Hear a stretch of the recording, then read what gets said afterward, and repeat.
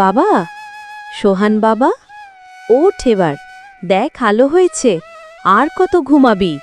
মা, আরেকটু কাল রাতে তোমার পায়ে তেল মালিশ করতে করতে কখন যে ঘুমিয়ে পড়েছি টেরই পাইনি। সে আমি জানি তুই আমার জন্য দিনরাত খাচ্ছিস, কিন্তু তাও এখন না উঠলে যে বেলা হয়ে যাবে। জঙ্গলে যাবি না? ঘরে যে চাউল নেই। চাল নেই? তুমি কাল রাতে বলনি কেন মা? আমি তো ভাবলাম আরও দুদিন চলে যাবে। তুমি কিছু খাও নেই মা? আরে না না, আমি খেয়েছি, কালকের পান্তা ভাত ছিল। তুই চিন্তা করিস না, তুই আগে নিজের জন্যে ভাব।